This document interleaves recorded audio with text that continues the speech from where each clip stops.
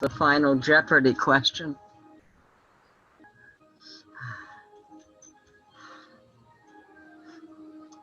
So it's 7:30. Hi, John. Hi, everyone. Hey, Gordon. And the first thing, so I'll follow the meeting to order. First thing is approval of minutes of December 15th. Is there a motion to approve those? Motion to accept the minutes as presented. Okay, second? Second. Second. Okay. Any discussion? All those in favor? Aye. Aye. Aye. Yeah, thank you, John, for doing such a good job on the minutes. Yes. Next is public comments. Public comments. Any public comments?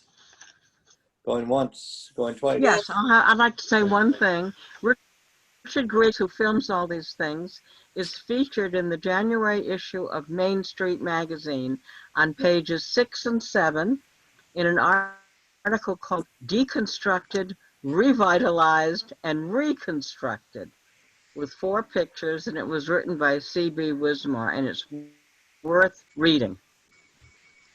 Okay, congratulations, Richard. Yes, Gordon, I had like to add something. Okay. I know in the Chronicle, this is probably more addressed, I guess, to Marina, because I think, Gordon, you sort of turned over the connection between the Internet Access Committee to Marina to spearhead. But I noticed that in that Chronicle article, Maria Horn was quoted as, let me see what it says. She acknowledged that town committees and surveys are a good place to start because they, quote, enhance our knowledge, generate valuable data about underserved areas. And I think that also in watching the workshops for P&Z, we know that there's a paucity of information. So I was hoping that the information that is provided in the Cornwall Internet survey would be made, so I would ask Marina to consider asking the committee to be sure that that data is made available to other committees and organizations that could use that information, not in a way that would disclose it, because it does say in the survey, your response to the survey will be kept confidential. So I'm not looking for personal information, but I think the general information ought to be made available, and I would hope that you would endorse that and that you would endorse it too, Gordon, to make that information, because I think it could be helpful to a lot of organizations in town. I believe it's already been stated that that's going to be shared publicly. Excuse me, I can't hear you, Marina. I believe that's already been stated that they're going to share the information publicly. Okay, so the raw data is going to be available to organizations? Gary, correct me if I'm wrong, but I believe we already had this discussion. Casey.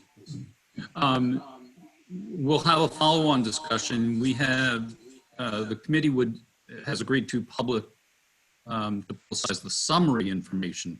We hadn't talked about the raw data. Okay, well, we can clarify that We'll have a later. follow-on discussion. Yeah, exactly.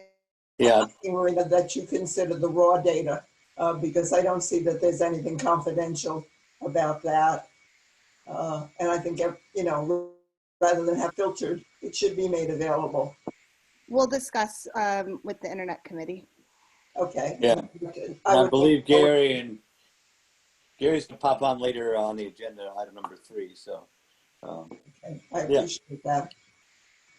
I would also ask that you consider, Gordon, asking for public comment after you make the additions to the agenda, because since you make them after public comment, even if we had only a minute or so to think about it, there'd be something that someone would like to add based on what you add to the agenda. So I would just ask you to, in the future, to consider a reordering of that.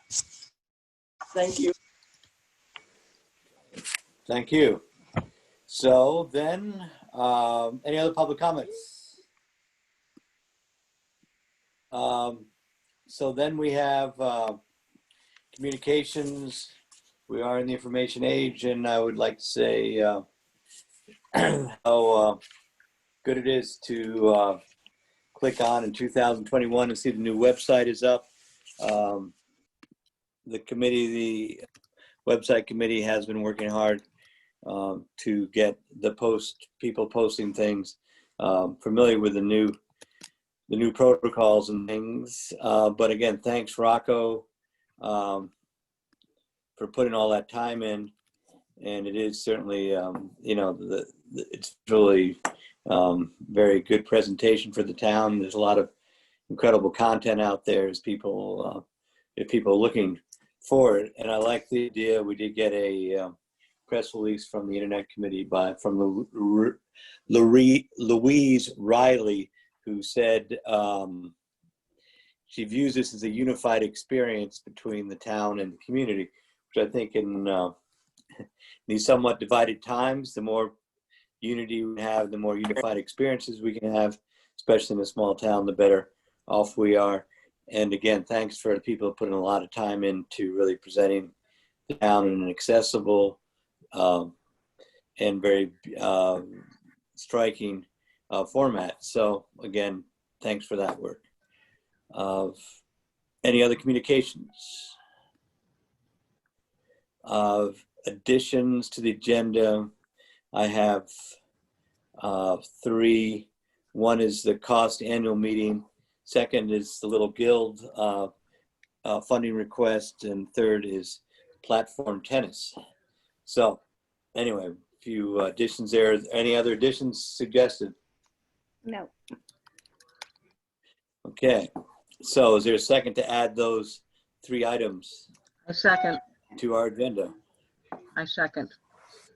Okay, good. So any discussion? All those in favor? Aye. Aye. Yeah, it's okay, good. So onto our agenda.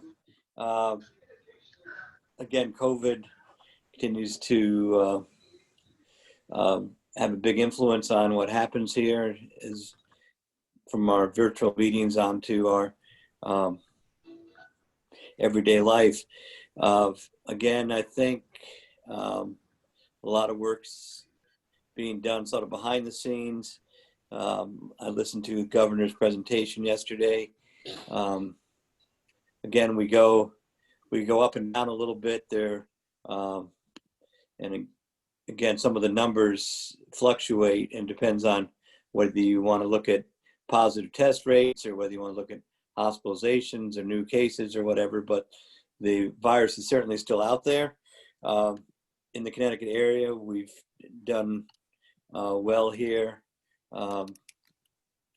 In our area, trying to keep it at bay, but it's certainly here. We have a couple new cases in town this week. So it's certainly there, and everybody's, again, encouraged to take the necessary precautions that we all know about and that have been very important in keeping things under control. And the state, again, has been really good and is communicating with the municipalities about what's going on. The big news this week is the vaccines are coming out, and our Cornwall medical first responders will start getting some vaccinations tomorrow. And I know a couple of people who worked at the hospital have gotten them already.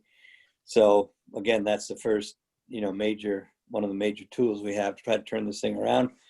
The office has received several calls on what is the procedure, especially for senior citizens, for the vaccination program. And right now we're in Group 1A, which is medical workers, hospital places, nursing homes, and medical first responders. From there, it goes on to 1B, which is other essential government workers, and we get into senior citizens soon after that. And the governor said ct.gov COVID vaccine, if you look at their site, there's a whole section on their program, and that will get more developed as the vaccination program gets more underway. And we will be putting out a lot of publicity through our office as far as what people's options are and where to go for information. Our office will not be organizing a clinic. Those are all being done through the state, and whether they have them available at pharmacies, or whether you have to go to a clinic, an organized clinic somewhere, still to be determined. But that is a good website to visit to keep up to date, and it's updated almost daily as far as what the state's doing. And as this is changing quickly, it's a good place to check out. Our local COVID emergency task force continues to meet on Wednesdays, and we will meet again until for the foreseeable future, I think. So, so again, we're seeing some increase after the holidays, maybe not as big a spike as we saw after Thanksgiving. So hopefully that will happen. But again, as we've seen in other places, one event can cause a huge uptick especially in small areas. So again, thanks everybody for their work, their patience, putting up with the necessary measures, and it is having an effect. And I think people generally feel safe here, but also people are taking the right measures to ensure their safety and other people's safety. So, and we'll be on virtual meeting schedules for the foreseeable future. So any other questions from the board on COVID things? Nope, thank you for that. Okay, so next item is property tax extensions. Those are one of the things the governor did do in his executive order was to grant a property tax extension for people that have had a economic hardship during COVID. Very similar to what we did for the bills that were due July 1st, the bills that are due January 1st, 2021. There's again a 3-month extension for people to pay that and work things out. The tax collector has published information about that in forms on the town website. And so you can find out about details about that extension if people feel they need more time to pay their local tax by either checking out the website, filling out the form online, or calling the tax collector's office. It's the same So- process as the summer. Same process as the summer. This is an extension. This is not, Yep, you know, got it. it just puts things off for 3 months, but if people have a cash flow problem, then Okay. hopefully the spring will be better. Yes, similar program. Next, the internet survey. Gary did ask to have a little time to talk about that. I was glad to see. Looks good. It's came out in the Chronicle. I'm curious what the take rate is. We have ours almost filled out here at the house. So anyway, we hope everybody completes that, because that information is very important to get as broad a sample as possible and responses from different areas, especially if you find there's areas that are underserved in particular.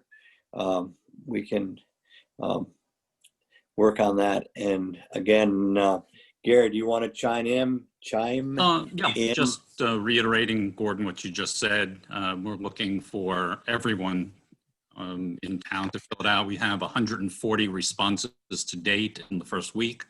It's in the insert on the Chronicle. It's on the Cornwall Community Network. It's on Facebook.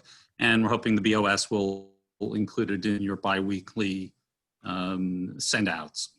If anyone wants to reach the Cornwall Internet Committee, it's simply Cornwall Internet Committee at Gmail. We can send you a copy of the survey, and that's the first great start to find out where the gaps are and how to go forward. So we thank the BOS for their support and everyone in town. This is a great milestone to get the survey out. So thank you all. I will make sure to include it on Thursday. Thanks, Marina. Great. Okay. So anyway, thank you all for your work, and we look forward to seeing what the responses are. And yeah. So do you have any time frame, Gary, when you're going to start compiling compiling the data and putting out some sort of report? It depends depends on when the committee feels that there's a critical mass of data available. I know the Sharon committee who undertook this, it took them close to 6 months from the get-go, and they had to do 3 outreaches. We're hoping that because we have the Chronicle and the Chronicle insert and word of mouth, and please all, tell everyone to fill it out, that will be a great help. But hopefully, Gordon's spring. I think spring is a reasonable time frame. Good. Yeah, spring's a good time of year. Good. All right. So anything else from the board on the internet surveys? No. Good. Okay, vacancies. Still have a couple of vacancies to fill on town boards and things. I did have a chance to meet a young person in town, new to town, named Sean Quinn, who has volunteered to be on the Conservation Commission. So I would make a motion to nominate Sean Quinn to be on the Conservation Commission, as there's several vacancies there. I second. Second. Any discussion? Nope. All those in favor? Aye. Aye. Aye. Yeah. Great. So we'll send out a letter to Sean. And again, thanks for the people who are volunteering for that. Another item is we have a good supply of bottles and Oh, cans. can I interrupt? Sorry. Sure. Jonathan, would you be able to send me an updated list of the vacancies that are still current? Thank you. Sorry, Gordon. Yeah, that's a great idea, Marina, because we'll still work on that. I know there are a couple on Zoning Board of Appeals. There's a couple on I think there's one on Park and Rec. There's still, there may be one on the Planning and Zoning Commission, but the thought is we have 3 fairly new alternates there to let them learn a little bit more on the job before we appoint anybody at the full thing. Yeah, so that's a great idea. Let's look at, we'll keep that as an agenda item and keep on trying to fill those up. Because certainly some of them also require more time than others. So there's a job for everyone. So good. So back onto the agenda, bottles, cans at the transfer station. We've generated a good crop of cans and bottles after the holidays.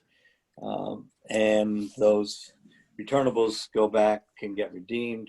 And we usually, upon application, either give the money to a charity or allow somebody to take them for their charity or whatever to do it. So again, we don't have anybody in the queue at this point. So our thought is to, when we redeem the next batch, to dedicate the resulting funds to the Food and Fuel Fund.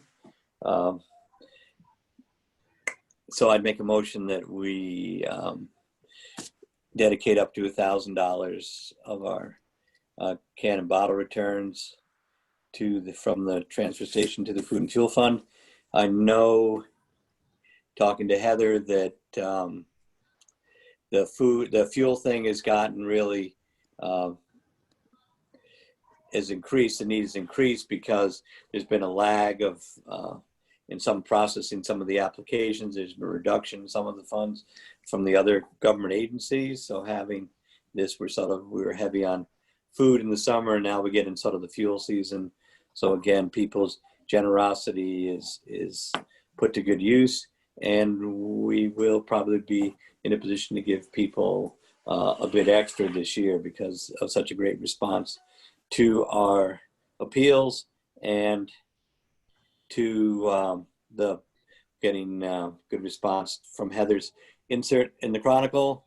And again, thank all the elves that helped put together a really impressive amount of presents were distributed over the holidays, and special meals and things. A real army of people worked together. And what was, well, I think it was really telling too, there was quite a few people that volunteered that are fairly new to town.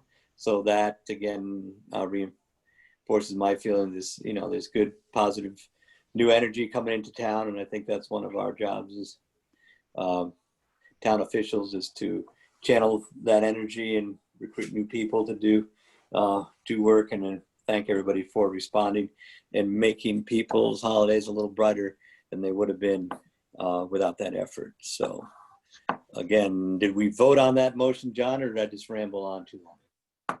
We have not voted, I don't think. We have not voted. Okay, so any more discussion on that item? No. Good idea. We should do it.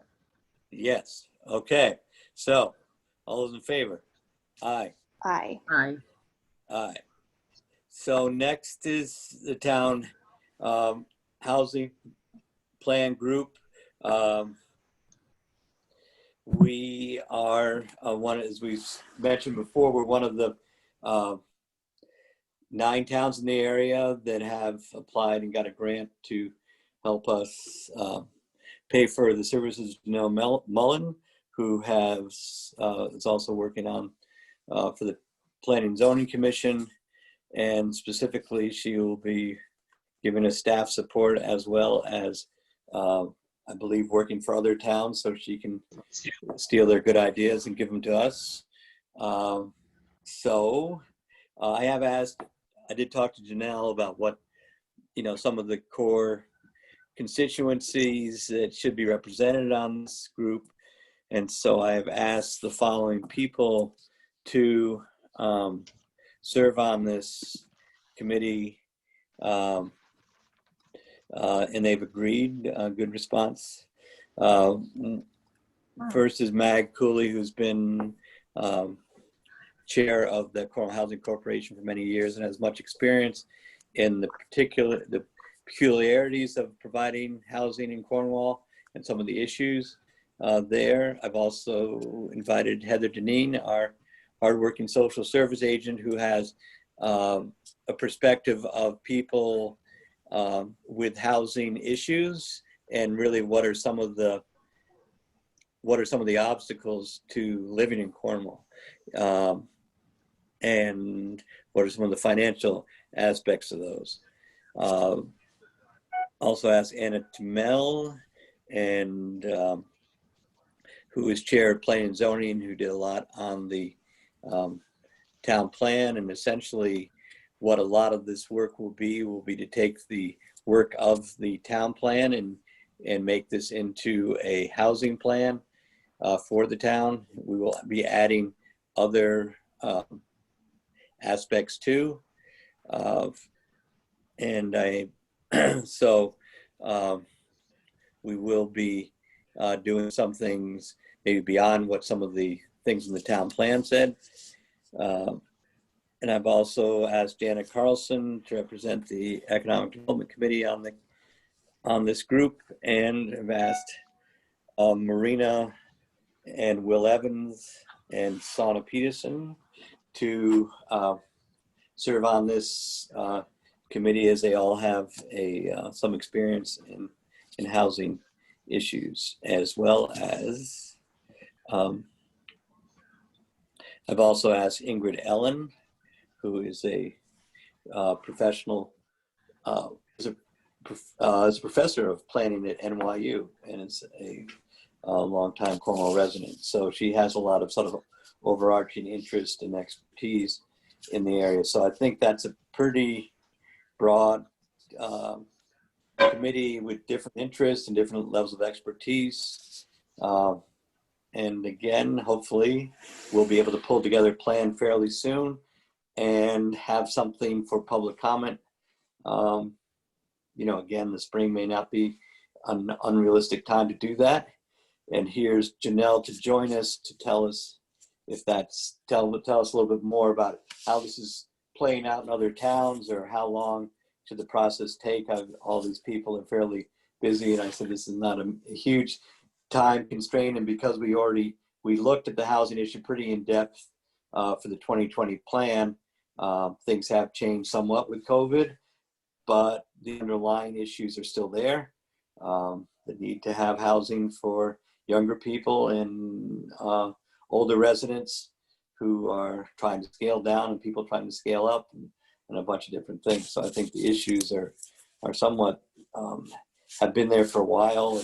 if anything, they've gotten more pronounced in the current real estate market. But anyway, Janelle, welcome, and thank you for agreeing to help us through this process. Yeah, thank you, Gordon. Just to expand on what you've mentioned, I'm really looking forward to working with the group, all the individuals that you've mentioned. It sounds like we have a really great group of people to begin working. And just thinking through, as you had mentioned, the Plan of Conservation and Development, that was just adopted in 2020. So really working off of that housing section, expanding it, and then looking at updated data, especially in light of COVID, to see how housing needs may have changed, and then really thinking through rental needs, homeowner needs, and then also senior housing needs, and developing strategies to back up the overall plan of how to bring more affordable housing units into town. Great. I did also ask Marina to sit in on this too, because I know she's in contact with a lot of the younger people in town. So and ultimately the plan again, will need to and ultimately the plan will need to be endorsed by the Board of Selectmen. So just knowing that periodic updates will come your way once we get the group off the ground and running. And again, these meetings will be public, open to the public, with public comment available. Will I be able to record them? Yeah. Oh, yes. So just make sure you let me know, that's all. Yeah. So I'm thinking what we'll try to do is try to get a good meeting time for people, and then set some meetings up so we're, like the first Monday or second something. So we do that going forward, seeing what people's schedules are. So I don't think we're probably not going to meet until February, but it would be my goal to get a meeting schedule, get a first meeting scheduled for February, and to get get that schedule, get a meeting schedule out, agree on a regular time. And again, this will be I think an exciting process, and again, a big part of this will then also be once we get a plan together, we will make some public presentations and things. So, good. Great. So any questions from the board on all this? Nope. Looking forward to it. Yeah, no, I think it's a critical need, and it's it's just something that I'd say every week I get a call from somebody with something to contribute to Cornwall, saying, do you know of any places for sale? Which is, again, we're trying to, there's a lot of people that would like to be able to get a Cornwall address here and have a lot to contribute to the town. It's just a question of how do we make more of that possible for people. So, but I have noticed an increase in calls, and I don't have a real estate license and try not to do things I'm not qualified to do, but have noticed the call volume's been up. So, great. So then I think anything else on that? Priscilla, how's the housing market going? Still red hot? It's tough. There's only one listing that's been reduced from 400 to 300, and everything else is in the 4s and up. Yeah. It's very difficult. One thing that the group might look at, the former bake shop down on Route 7 is still for sale, and it backs up to Cougaman Village, and it might be a nice way to enlarge. I think Cougaman has been very successful, and everything I've heard about it has been positive from people living there. So I think we need not only home ownership, but enhanced rental availability for locals. I'm not talking about attracting people up from the city. I'm talking about local, hardworking people. Right. And the good thing is, of course, as soon as somebody lands here, they become local. So, but again, I think that is going to be one of the good things that we'll be looking at is there's very few houses for sale, but there's even less rentals The former available. Utzler's is for rent right now, just to let everybody know. Yeah, but I'm thinking, you know, for housing and stuff. So, yes. So, anyway, I'm sure it's a very timely thing to be looking at, and we'll be on it soon. So, anything else on housing? No. Okay, so then on to our additions. The first thing is there is going to be the Connecticut Council of Small Towns annual meeting will be on the 13th, which I believe is it is a week from tomorrow, and that is going to be during the morning, and that's basically a legislative update. We will be hearing from some of the key legislators on issues that are important to small towns. The governor does make his state address this month also, so that will be interesting to hear what he has to say. And we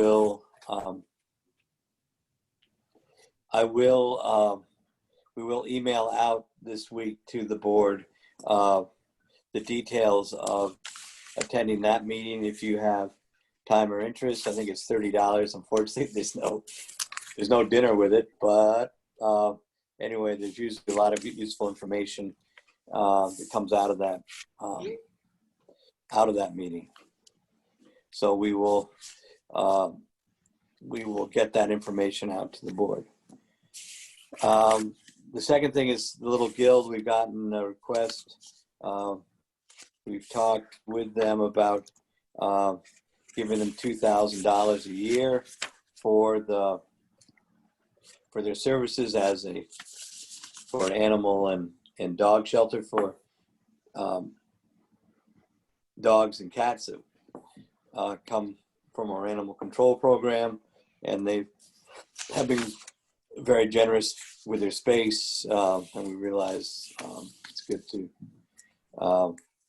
help them out with that as they help us out. So I would make a motion that we grant their request of $2,000. Now, this comes out of our dog fund, which is generally paid by dog licenses.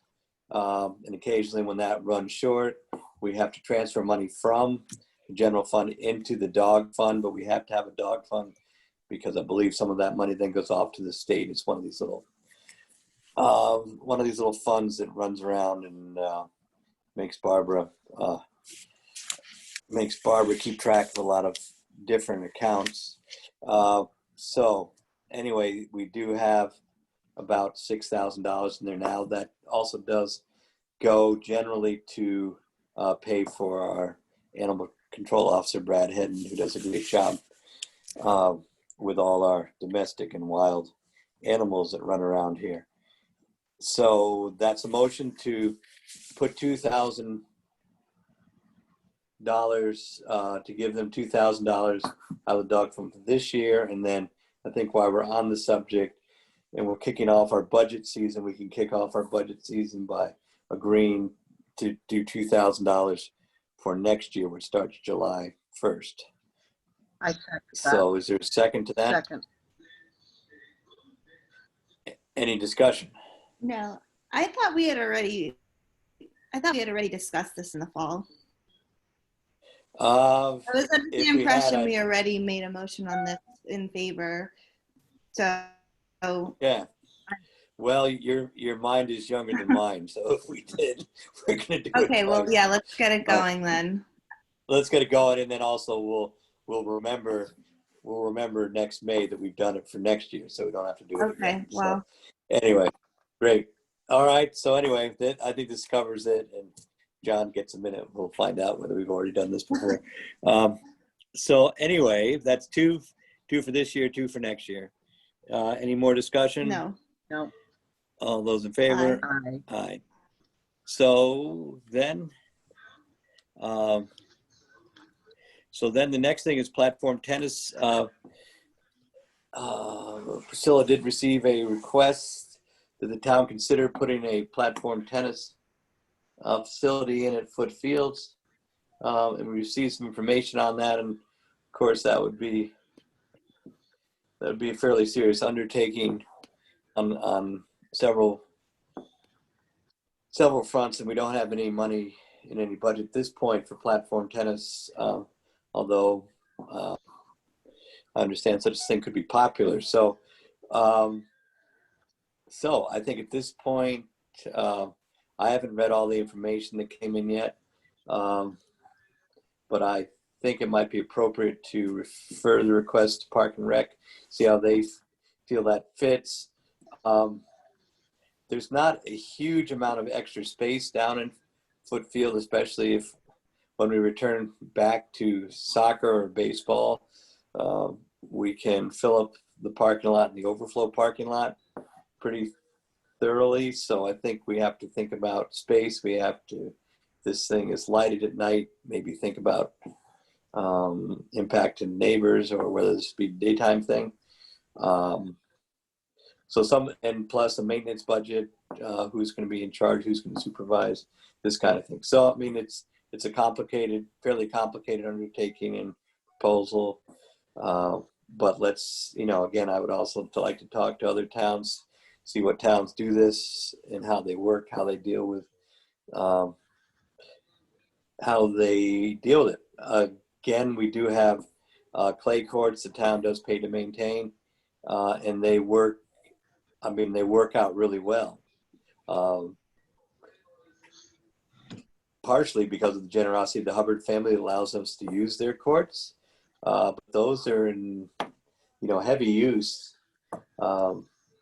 most days. And again, I think it's a real enhancement of things. And again, we were lucky to be given those, and you're not always that lucky. So, but anyway, what's your thoughts, Priscilla, as you are the source of this information at this point? Well, I've read all the documentation that now Nicholas sent with the request that the town seriously consider putting up a platform tennis.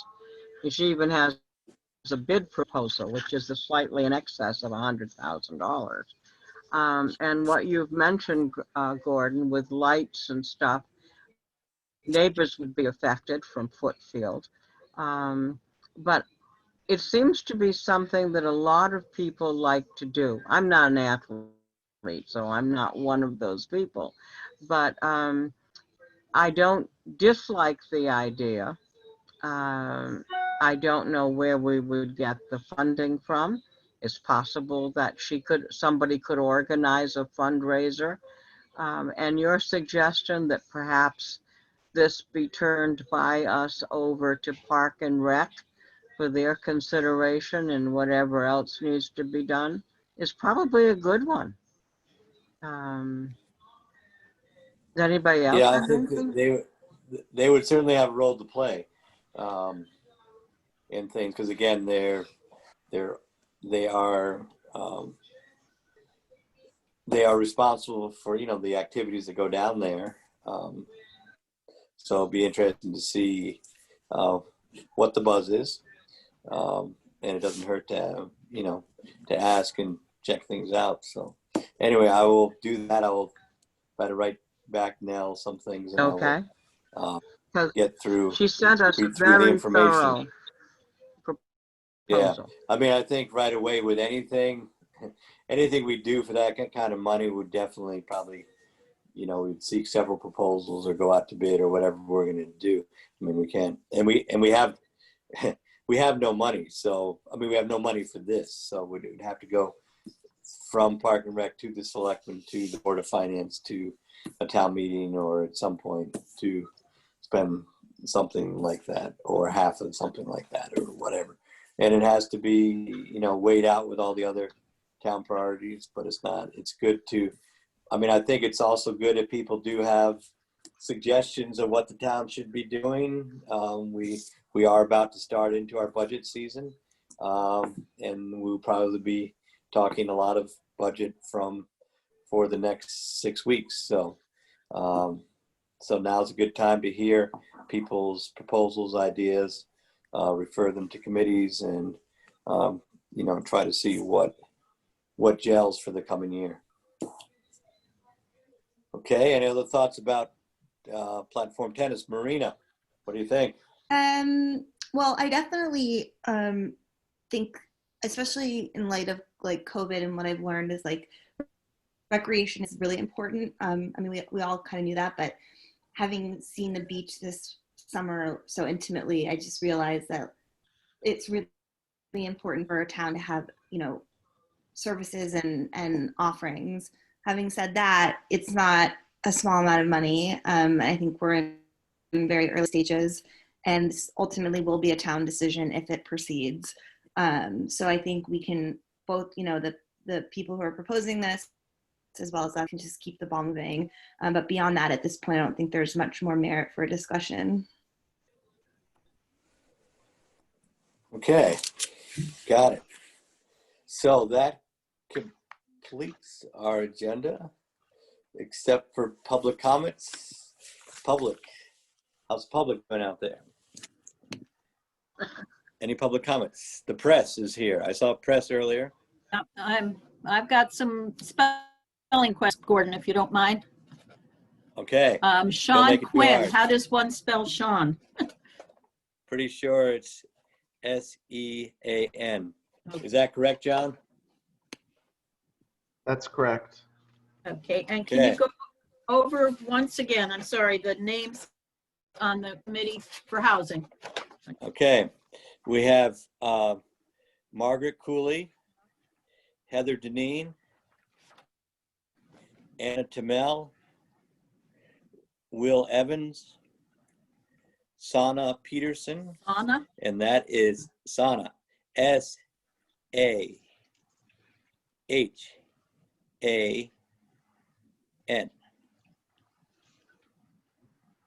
Okay, Peterson with a T. okay. And Ruth, there are 2 N's in Quinn. 2 N's in Okay. Quinn. Gotcha, thank You're you. welcome. Okay, I might and we have- have Marina. Oh, I got that wrong. I got Sana wrong. It's S-A-N-A-H.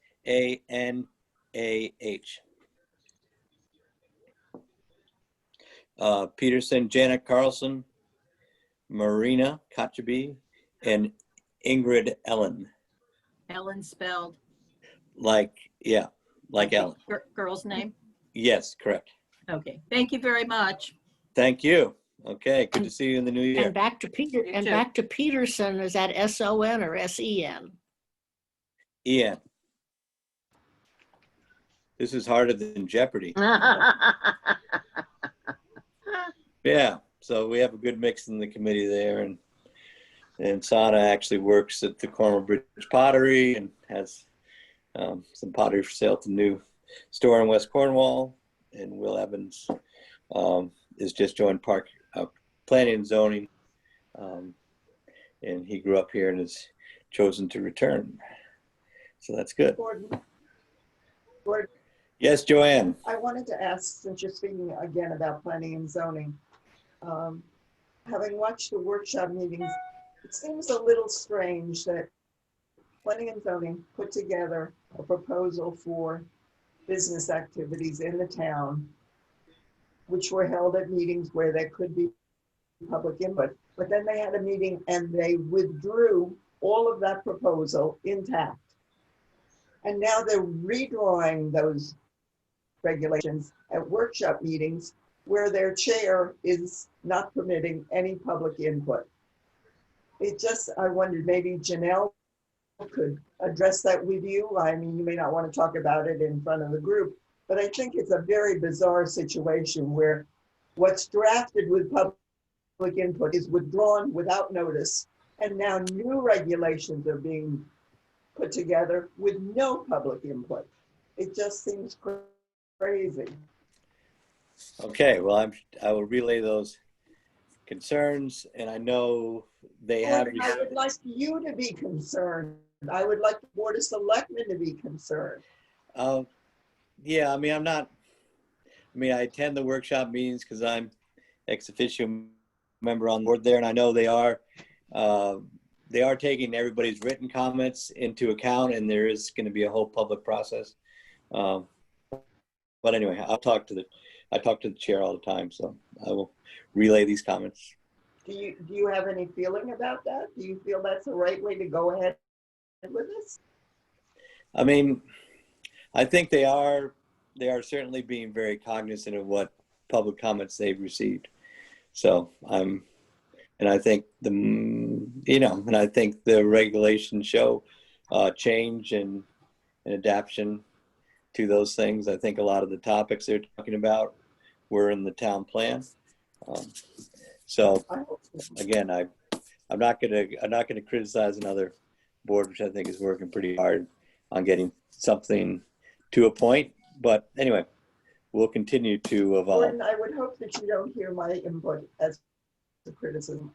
I feel it as a frustration as a community member. I think it's very, all of us are working hard to make Zoom work, and I think it's positive in a lot of ways. But there's a huge difference between being able to have a collaborative discussion back and forth and hearing something said at a meeting, writing a letter about it, and having it maybe talked about at the next meeting. It's just a very different dynamic, and I think the town is losing something in that dynamic.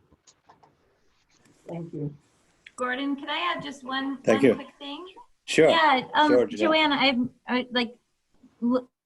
happy to listen to this and definitely just facilitating through the Planning and Zoning Commission's direction. And just want to add that any amendments will be, they need to be publicly notified and then also go to public hearing.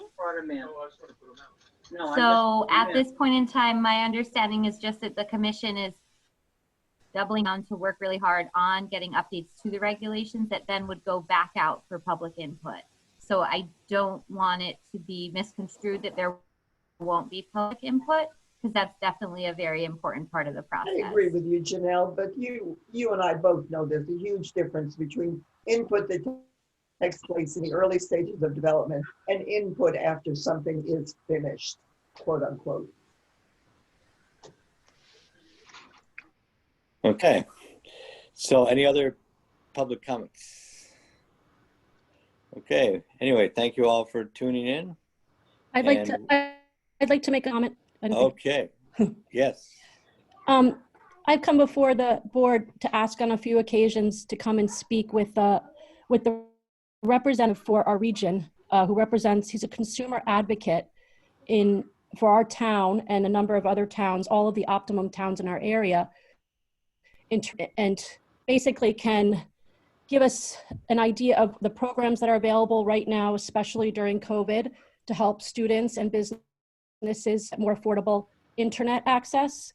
And there hasn't been a response about whether we can come speak. He's also the representative for the state, our state representative regarding this. So I'd love to have the opportunity to bring him along. Not only that, he's a former network engineer. So I think if we have any problems right now, it seems that people do have problems with Optimum or various internet providers. It would be great to talk to him and see what we can do now during COVID. I know the survey's happening and that's great, but it seems like that won't be ready for 6 months, and that committee has been working for about 6 months. So the COVID pandemic is kind of passing us by and people are having issues and struggling, and I think we can really help them and provide some needed information. So I'd love to have that opportunity to speak. Okay, so and who's this consumer advocate? Steve Simonin, and he's expressed interest as well. He came before the board several months ago to provide some information. Okay, so maybe you can update us with information and we can look at scheduling some time. As you said, the survey's off and running, and so maybe you can give us an updated proposal as far as who he is and what is his formal role in the process. Okay, yeah, he's basically our rep. So every cable provider was required by the state to create a council and that council has a lot of authority in terms of having a direct relationship with Optimum and fielding consumer issues and then making Optimum aware of those, and also making Optimum actually do the job that it needs to do to fix those issues. So that's one of the things. And he also represents the state he also meets with the state and represents our concerns to the state. And now what's really interesting is that because of COVID, these providers are considered essential services. Optum is considered an essential service. So we have a real, we have a real possibility here to get things done that may have been more difficult to get done in the past because of the fact that they're categorized as essential services. So there are a lot of good programs happening right now too. There's one where students should be getting free internet access, and there are other programs that were in existence pre-COVID, where, for example, the town of Litchfield received $86,000 from the PEG program for internet issues, and there are other programs like that where schools and libraries can get free internet. So there are lots of things I think we can discuss about improving services right now in the immediate future that he can help us with. Yeah, if you could just give us a little bio as far as who is he, who does he work for? I mean, is he an Optimum employee, or is he just he's the chairman, a state employee? He's the chairman of the council, the Cable Advisory Council, and then he's one of the reasons, I believe, that we have such great coverage in Optimum as opposed to Comcast, because Comcast's cable council is much less active. And so he's been doing this for years. And then he is a former network engineer, and he designed our system here in Cornwall and the Cablevision systems, but he's definitely not, he's not on the side of the cable companies, and that he is definitely representing the consumer and trying to make Optimum do what it said it would do when contracts were issued and things like that. One of the big issues is that in 2007, there was a state law, and this is another thing that's coming up that will be interesting for Cornwall to be involved in. There was a state law that removed all of the regulations for cable companies, like completely. They don't even have to kind of renew their franchise each year. So it means that there's been a problem. There's a problem at the state level in terms of regulating these companies. And I think there's a movement to change that now. And so that's another thing that we could be aware of and see how we can participate in that and support that if we'd like to. The town would like to do that.